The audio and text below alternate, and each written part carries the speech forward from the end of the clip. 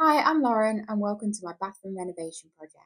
This has been quite a long time in the making as I'm doing lots of other spaces and things on the house at the same time. So I'll be taking you through the different stages of the project, from initial ideas to inspiration for the space, the final reveal, and stick around to the end where I'll be going through what I spent on the bathroom overall, including labour, fixtures and fittings. If you're new to the channel and would like to watch my progress from the beginning, then check out my previous vlogs. So initially when I bought the house, I wanted to do a temporary makeover on the downstairs bathroom. So I got to work cleaning and making the space slightly nicer.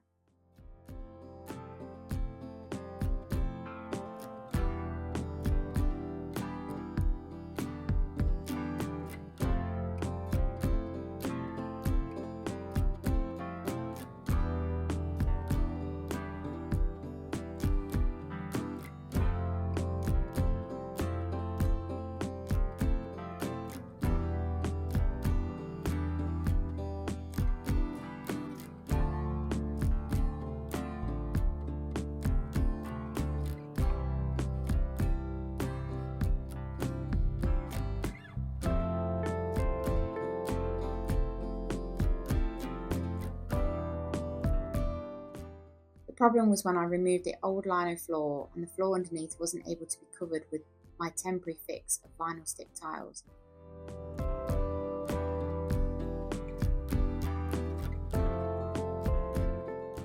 That's when the demo stage started and I removed all the tiles, which meant fixing the walls underneath.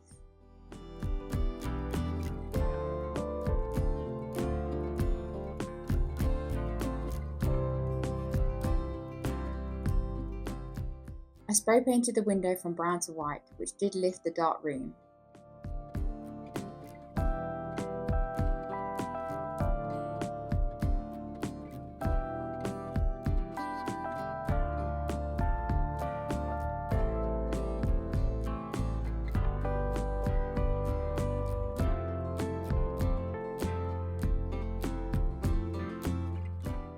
And we eventually got around to removing the old suite after I did crack the toilet cistern whilst removing the tiles. So once the demo was over, it was my chance to design the space, which is my favourite part. For the whole house, I'm going for a neutral palette, but with interesting elements to add character and to have a traditional cottage-like look, but with contemporary touches. This was my main inspiration for the bathroom, as I really liked the green tiles with the cream and the curtain with the embroidery on it.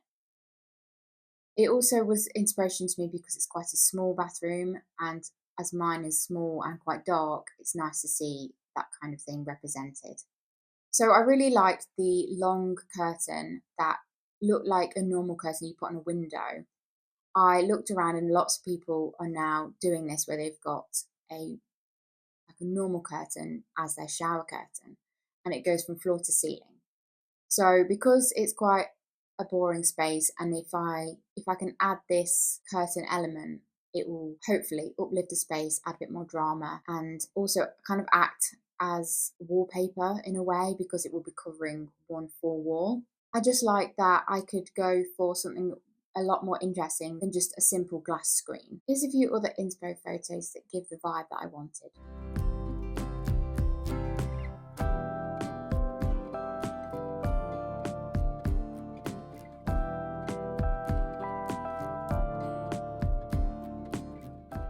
I chose these olive green long tiles with a slight texture from Victorian plumbing. These almost look browny taupe in some lights. I decided on the tile pattern of stacking them upright like soldiers so that it elongates the wall and hopefully makes the ceiling seem higher. I hadn't done hardly any tiling in my previous house, but I really wanted to give it a go, and after watching a couple of videos I went for it. I really enjoyed the tiling and I'm so proud that I did it all myself. It was messy and hard work doing the grouting, but I'd probably do it again.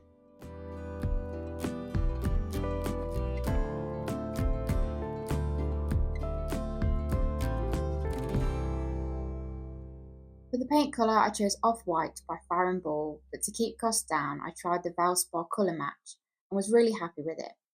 I also decided to paint all the woodwork this colour too, as it's a small room and I thought it might help give the illusion of space and focus your eye on decorative elements.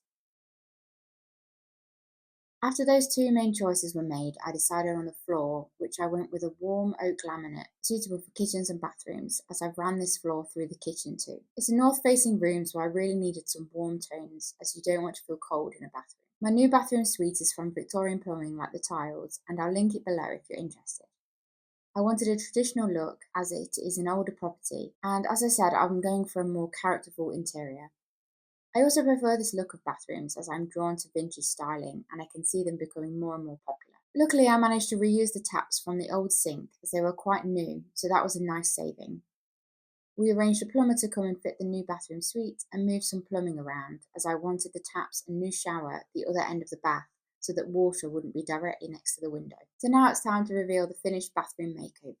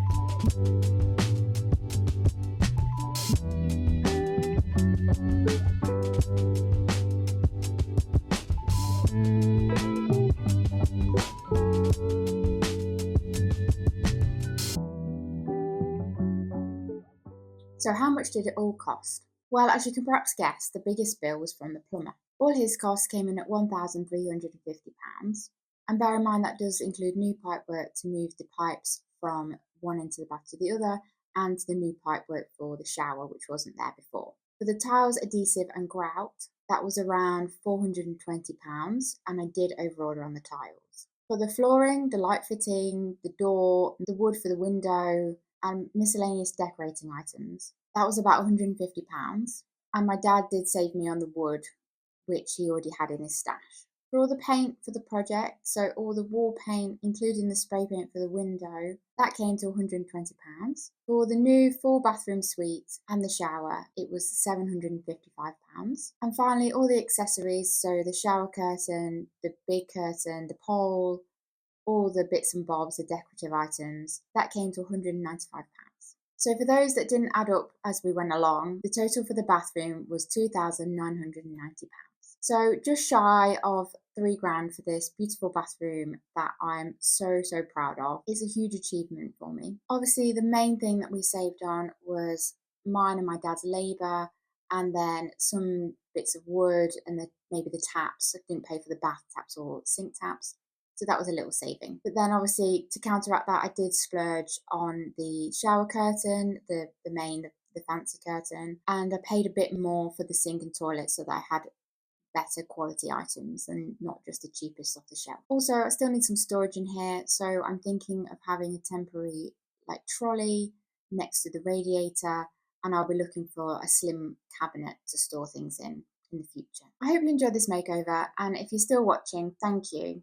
Let me know in the comments what your favourite part of the bathroom was, and subscribe if you haven't already. Thanks for watching, and I'll see you next time.